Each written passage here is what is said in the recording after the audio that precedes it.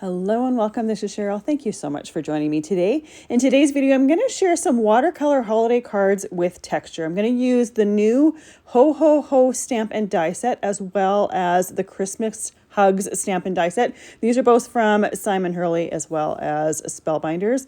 I always love anything Christmas, and these ones just begged me to watercolor them. So that's what I decided to do.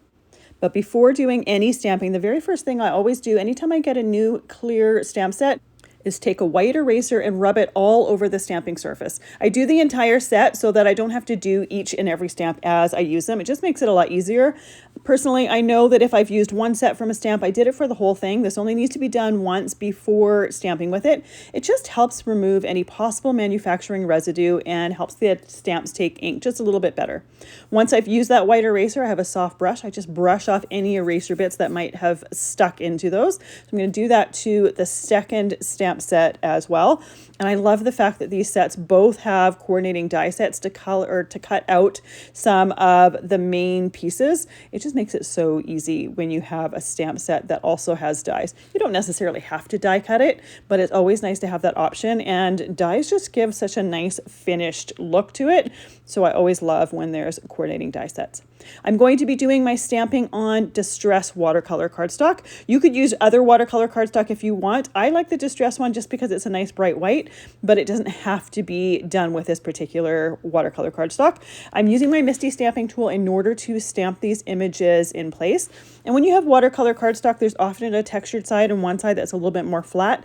That is the side that I typically use, the flatter side, so that you get a crisper, cleaner image. So I'm using my Misti stamping tool so that I can stamp the image multiple times just to make sure that I get some really good coverage. I also use my embossing powder tool over top of the cardstock so that when I put my embossing powder on the ink, I'm using VersaMark ink here, it sticks only to the ink and not any possible oils or anything from my fingertips. So the very first way that I add texture when I'm watercoloring is by heat embossing my images. You could just use a permanent ink for watercolor so that the ink doesn't move when you're doing your watercolor. But there's two reasons I like to heat emboss my images. First, I love the extra texture that it gives. It gives the lines from the image a raised surface. So then when I'm doing my watercoloring, I don't have to be quite as careful. I can watercolor a different color right next to the one that I've done. And because of the little raised edge from that heat embossed image, it is going to, in general, unless I use far too much water, is going to keep the paint where I want it to go. So I like the fact that it's just a little bit easier to watercolor that way, but I also really like the raised texture that it gives. I'm using silver embossing powder for this particular image. I'm going to do kind of a wintry image, so I thought the silver would look perfect with this. Embossing powder comes in so many different colors as well as metallics, glaze, that sort of thing. So you can really pick and choose what's going to work best for the look that you're going for. So with my first piece of Distress watercolor cardstock, I stamped it in two different areas to create a little bit of a scene. For this one, I'm going to use that same stamp set. This one is going to be die cut, and having that image die cut and layered on top of the other one is also going to give me some extra texture. I'm using the exact same embossing powder, using that embossing powder tool on it before doing my heat embossing. So whenever I do my heat embossing, I use a scrap piece of paper underneath that embossing powder. That way I can collect all of that embossing powder, put it all right back into the jar. There's very little waste when it comes to heat embossing. And by using that scrap piece of paper, there's very little mess.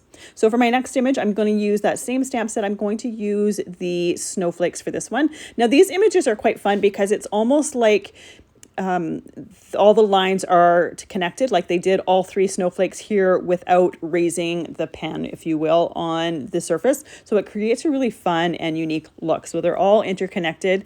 They've got a little bit of a whimsical vibe to them. I'm just going to do the stamp once in the center of the cardstock. You could do it multiple times if you wanted to create a background with it, but I thought just having the three of them in the center would be a nice look. So I'm using that same silver embossing powder, but you could obviously use other ones if you want. The only thing I wouldn't recommend is there's some gorgeous glitter embossing powders. Because we are doing watercolor with it, that texture from the glitter for the embossing powder doesn't react quite as well with watercolor as just regular embossing powders or glazes work. So after embossing those snowflakes, I want some Let It Snow sentiments for both of these cards. So I'm going to do it twice on this piece here. This is the piece where I'm going to die cut out those trees. So there is some extra space on the side. So I'm going to heat emboss the Let It Snow sentiments on here. And I mean, I could do the sentiments on other cardstock, but there is space left on here, so I might as well do it the same. That way I don't have possibly different shades of white. And if by chance your embossing powder sticks in other areas like it just did there, you want to take a soft brush and brush the powder away before you do the heat embossing. You don't want to heat emboss powder where if it's somewhere you don't want it to be, because once it's melted into the paper, there's no way to move it on you. So I stamped the second one. I am going to emboss that exactly the same as the first one. And these ones also have coordinating dies for them. So those will get die cut out as well. So now that that stamp set is used, I've heat embossed all of the pieces I want from that one. I'm going to start using the other set. Now these two images here, the Santa as well as the snowman, I can fit on one piece. Again, they're going to be die cut as well, so they don't have to be on this piece of watercolor cardstock in any particular way, as long as I'm leaving area for the shadow around the die or for those dies to lay around there. Now for these ones, I'm going to heat emboss them with black embossing powder. Especially the Santa, it's perfect for the different accents on his outfit. And then when it comes to the snowman, I just thought it was perfect because the hat is solid. So it works really well for that as well. It gives it a nice solid black hat. So when I stamped those, I made sure that those solid areas were covered really, really well with that VersaMark ink. And by having those solid areas covered well by that VersaMark ink, I know that I'm going to get good coverage with my black embossing powder. If you don't get good coverage with that ink, you're going to have embossing that is not quite solid, and it's going to look a little odd, especially in some of those solid places like that black hat where you want it to be nice and solid. So I chose two of the sentiments from the set to add to the cards that I'm going to create with them. Now these sentiments do not have dies that coordinate with them. However, they're just sentiment strips, so they're very easy to trim down on the trimmer. So I'm going to do these with that black embossing powder as well. However, you could, if you wanted, do it in a different color embossing powder. The one to go with the Santa, I plan on using some gold gel pen on the buckle. So I think a gold sentiment would look nice as well. However, I chose to keep it black. I didn't want to add yet another embossing color. So once that is embossed, I have all of my pieces here heat embossed, ready to go. And we're ready to die cut our pieces out. You could watercolor them ahead of time and then die cut them, but I want to add other mediums to give them some extra texture, and I want to do that after they are embossed. Those mediums, as well as the watercolor, is going to take a little bit of time to dry, so I'm going to let all of that dry together. So I'm going to die cut my pieces first, do my watercoloring, and then add the mediums.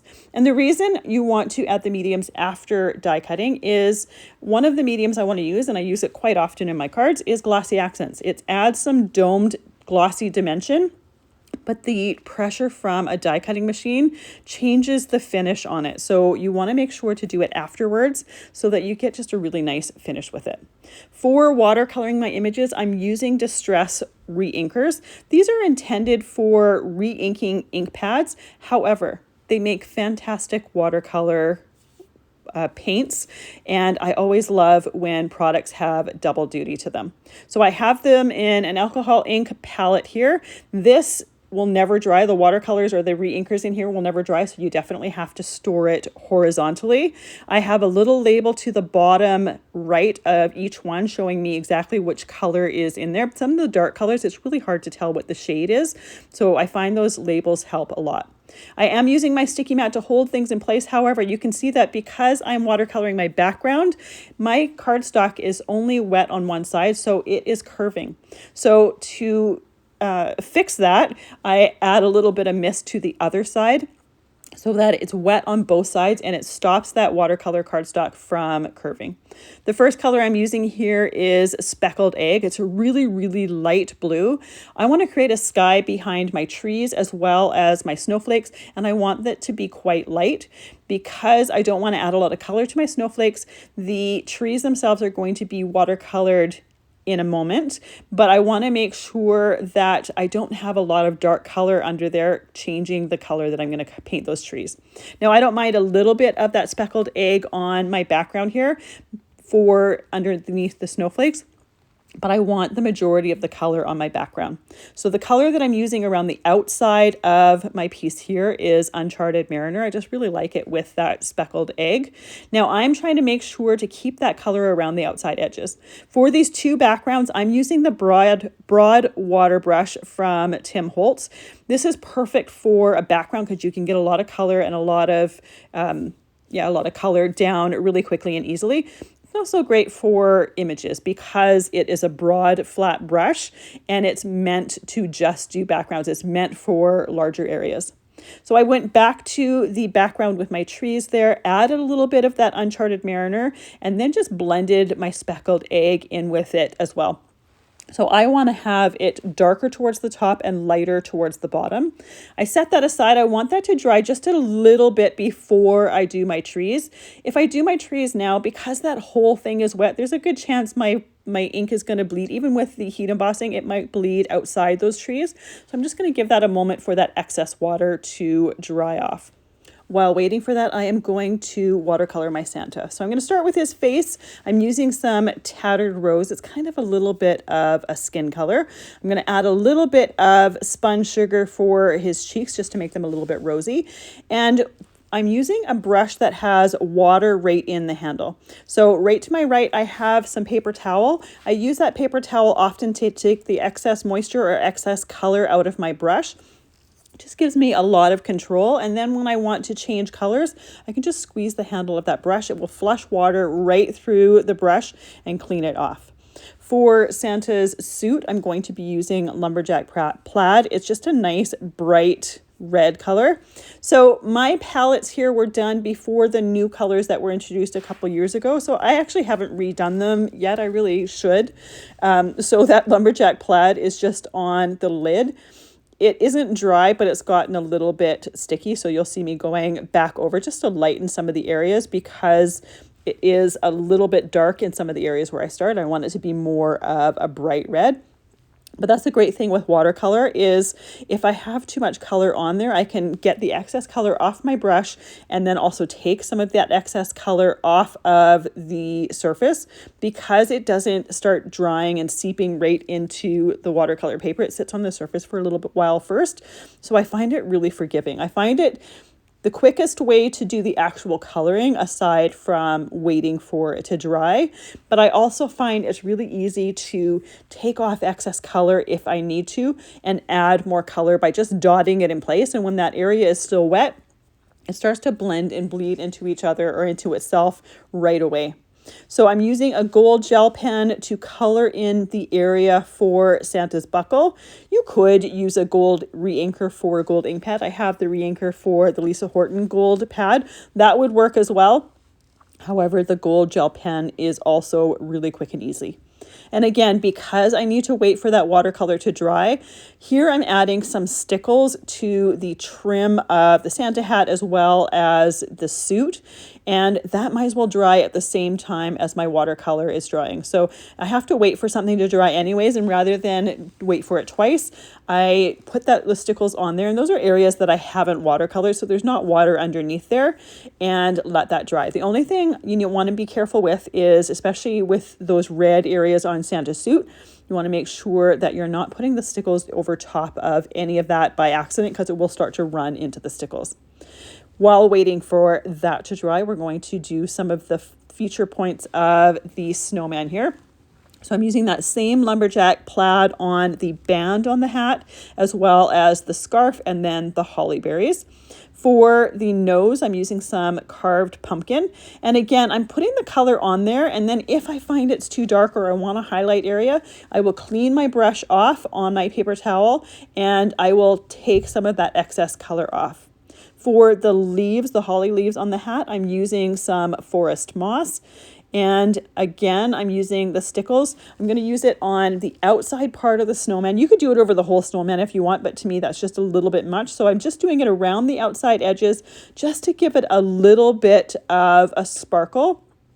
I think less is more when it comes to stickles. So I always put it in different areas, but I tend to use it sparingly so that it just adds a nice highlight to it. After doing the stickles, I put some glossy accents on the berries, on the holly berries, as well as the snowman's nose. And then I also put some on the little stones or pebbles or buttons down his front, and then set that aside to dry. And I am being careful when I lift those pieces up that I'm not lifting up areas that have glossy accents on them or stickles on them. So these are things that are really simple ways to add texture to your watercolor pieces, but I think it just takes them to the next level, because if you don't heat emboss, if you just use a permanent ink and then watercolor, in my opinion, it can be fairly flat because there's not extra texture to it. There's not ways to catch the light. So I just find that these are things that are so simple and easy to do, but they just take them to the next level. So while waiting for my Santa and snowman to dry, I pulled out the background with the trees. And I'm watercoloring those trees with some peeled paint first, and then I'm pulling in some forest moss for some of the shading. Now I just realized I said forest moss for my holly for the snowman. It was actually peeled paint. It wasn't forest moss. Forest moss is really quite dark. You could get it lighter, and that's one of the reasons why I like using the distress refills, is just adding a little bit more water to them gives you a lighter shade of that particular color.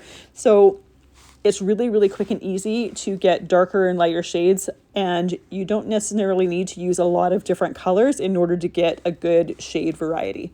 So, and then because I already have them for re-inking my pads, it's a tool that I already have that I can have another use to. So I'm going to do the forest or the peeled paint first, and I'm starting at the bottom of the tree, so that's a little bit darker. And I also make sure to make it a little bit darker where a branch goes behind another. I'm not super careful when it comes to painting. Like, I don't go back in and do a whole lot of detail, but I do go back in with that forest moss and just give it some visual dimension by adding some darker areas. If you have it all one particular shade, it just looks a little bit monochromatic. It looks a little bit flat, but by adding some areas with some darker pieces to it, it just gives it more visual interest. I pulled out that gold gel pen again. These trees have stars on the top of them, so I went and added that gold gel pen to the stars on the top. Now they also have ornaments hanging from them, but we're going to do something else with those ornaments once I've assembled my card. So with my background done, I can set my background aside to dry, and I can watercolor the trees that have been die cut. Now, when you die cut these pieces, it does leave a white halo or a white shadow around the outside of these pieces. If you want, you can take that speckled egg and you can color that shadow or that halo. I opted not to because I wanted this to kind of pop off that background. And by having that white shadow around it, or that white edge around it, I just thought it would make it pop a little bit more, a little bit easy, and not blend in quite as much. So it's really personal preference as to what you like. Doing that might bother someone, but for the look I was going for, I just really liked the look of that white shadow. You can always wait until it gets to putting those cards together, lay it on top, and see if you like that or if you don't. If you don't, it's really easy to go in with that color and just watercolor around the edges. Again, I just really liked the look. I had done that off screen, just put it on top just to see if I liked the look of it, and I did, so that's where I left it. So with these front trees, I'm doing the same thing as the one for my background. I started with the peeled paint, and then after doing a layer of peeled paint, and go in with some of the VersaMark moss and darken some of those areas. Now, because these trees are in the forefront and they're the ones that are getting more attention than the ones in my background, I do a little bit more areas of light and dark on these than I did on my background ones. I also went in with that gold gel pen and colored in the stars as well. So with those done, I can set those aside to dry. Now, I partially put my card together here off screen. I messed up with my recording. All I did was trim down that background, so it was 4 inches by 5 1/4 inches, and glued it onto an A2 card base. And then I used some sparkle splatter accents. This is from Spellbinders. I've used it in several different videos. It just gives it a shimmer. It's like a nail polish bottle, and you need to shake it up to make sure that that mica is nice and mixed. And then when I pull that brush out of the bottle, I run it along the inside of the lip so I don't have too much on there, and I just tap that handle, and it adds a little bit of splatter over my background, and I think it looks really pretty as snow because it's got a little bit of a silver shimmer. While waiting for that to dry, and it really takes no time for that to dry at all, I took my tree die cut and I added some thin foam pop dots behind them and then put it onto the front of my card. I wanted to make sure that I had that dimension, but I didn't necessarily need a lot of it to it. And here you can see that white shadow around those trees, and it ties in with my card base as well as my Let It Snow sentiment. For those ornaments, I'm using red berry crystal drops. This is very similar to the glossy accents, but it's got red color to it. And I chose the red color because it would coordinate with the rest of my cards, as well as it's a nice pop of color. But if you wanted it to be more subtle, you could use gold or you could use silver. That would look fantastic as well. It would have the same effect in giving those ornaments some texture, but it wouldn't quite have as much color as the red does. It's funny, before I did them, I didn't realize how many ornaments there were until I was in the middle of doing them, and then realized that there was a lot of them. Another option would be to do some of them in red and then say some of them in silver and or gold. That's another option as well. For the background behind my Santa, I grabbed a embossing folder as well as some oceanside cardstock. So this embossing folder is called Seasoned Sparkle. So it has some ornaments as well as snowflakes. So I just thought it would be perfect for a holiday background. That oceanside cardstock is very similar in color to the Uncharted Mariner distress ink that we watercolored some of the other backgrounds with. So I wanted that to tie in as well. And I also wanted a background that the white and red was going to really pop off of. So this background, it looks great. You could leave it as is, but it's a little bit dark. So I wanted to add some lightness to it. So I'm using this natural pearl pad from Lisa Horton Crafts. I warn you, this pad is addicting. It's hard to not use it on everything. It adds just a shimmer when you use light cardstock, but on darker cardstock, you get that shimmer, but you also get that little bit of a white haze to it. It's absolutely beautiful, and the shimmer is really, really pretty. So I focused that shimmer around the outside edges as well as the tops of the ornaments. I was fairly light-handed with it. And then while waiting for that ink to dry, I cut down my sentiments. Now, when I'm cutting down my sentiments, I use my guillotine trimmer. I use the outer edge, the right side edge of that guard to kind of judge how far I am away from that sentiment. So that way I can have them nice and even. I have a black mat here that I cut to 4 inches by 5 1/4 inches. And then my emboss piece was trimmed to 3 3/4 inches by 5 inches before I added that natural pearl pad on there and then trimmed my sentiment down. I chose to keep my sentiment so that it went all the way across my card, but you could easily shorten it if you only wanted it on top of that embossed background there. So I glued my Santa as well as that sentiment, making sure to use a decent amount of that Barely Art glue so that it would have a lot of contact with that embossed background, and then let that dry for a few moments. So now I can set that aside. That card is completely done now. If you want, you could wait until that point and then do the stickles and glossy accents, but then you'd have to wait a second time. We would be waiting for the watercolor to dry as well as for the glossy accents and stickles to dry. So I figured it's easier to wait just one time. So for my next card here, I'm going to use that snowman, and I use the Sparkling Snow embossing folder. This was done with some Breeze cardstock, a nice light blue. After embossing it, I trimmed it down to 4 inches by 5 1/4 inches, and then used that Uncharted Mariner Distress pad with a large blending brush to ink blend around the outside edges. I'm also going to add some of that sparkling splatter effects or sparkle splatter effects to enhance the snowflake background here.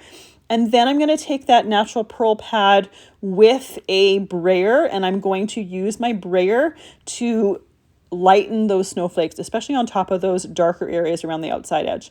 I did clean off my sticky mat. I don't want to accidentally pick up some of that Uncharted Mariner on my mat. Now this is going to be really, really subtle. This pad is not a bright white pad. It is more for sparkle. So we're going to lighten up those snowflakes. They're not going to be completely white, and that's totally fine. That's what I wanted. The other thing, when you're using the natural pearl on top of embossing, because there's such a narrow area, you're not going to see a ton of that shimmer. You're going to see it more on the other background where I wiped that pad on there. So with this background done, I can glue this to my A2 card base. For everything that I'm gluing, I'm using that Barely Art glue, and I'm using it in a fine line bottle. I use this for pretty much everything I glue together. So when I did my sentiment for this, I made sure to make my edges a little bit thicker. On the top part, I'm using my shears to make it look more like a snowdrift or a snowy hill, and kind of making the edges a little bit more curved and uneven. You don't necessarily have to do this. It could be a straight strip across if you want, but I just thought it would look a little bit more like snow if I used my shears on it. And then after that, I'm also going to use my stickles to just add a little bit of snow to that edge, kind of tie in with the snowflake there.